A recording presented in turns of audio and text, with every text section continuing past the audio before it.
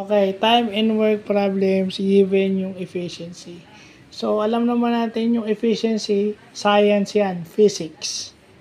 It's a physics concept, generally a science concept, pero sa math, okay, sa math, sigurado ko si Sir Randy at si Sir Alfred, alam na to, mas lalo na si Sir Alfred, pag given yung efficiency, ito yung mga bagay na hindi na naituturo sa school kasi masyado namang advanced, pero pampa-improve lang ng logic, no?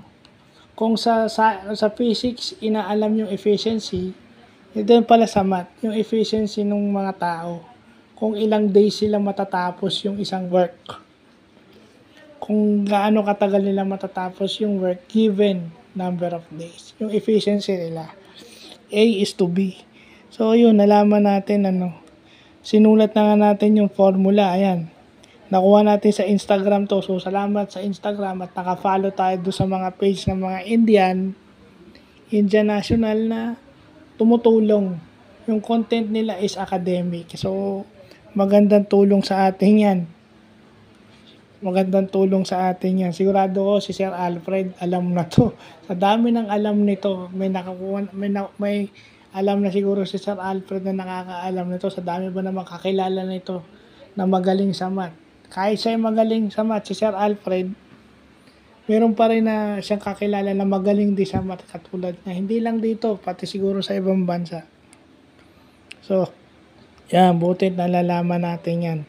Very good talaga tayo on a Sunday na marami tayong natututunan. Diretso ko na dyan kasi hindi naman kailangan na i-scratch dahil madali lang naman. So, hindi, yun lang. Yun na yung mga na kailangan nating malaman. No? Sino mag-aakala na after my academic years, mapag-aaralan ko itong mga to. Tsaka hindi, di ba? Pag nagpo-program ka, dapat alam mo yung conventional way na mahaba. Kasi yung rate times time is equal to work done. Yun yan eh. Kung mahina ka mag-fraction at matatagalan ka sa fraction, hindi maghanap ka na lang ng shortcut.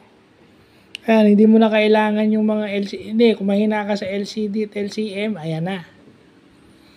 Ito na yung shortcut. Kaya nga babalikan ko ulit yung fraction kasi mahina ako dyan. So, maghahanap lang ako ng alternative. It's an alternative. Hindi mo dapat iwasan yung conventional. Pero para mo pabilis ka, ito dapat yung gagawin mo.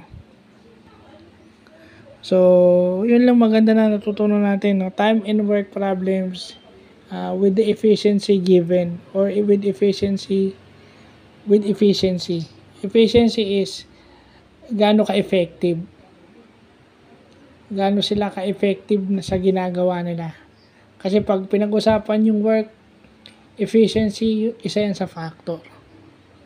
At again, science concept yun, pero pwede nating i-apply sa math. It's a ratio. So, yun lang po.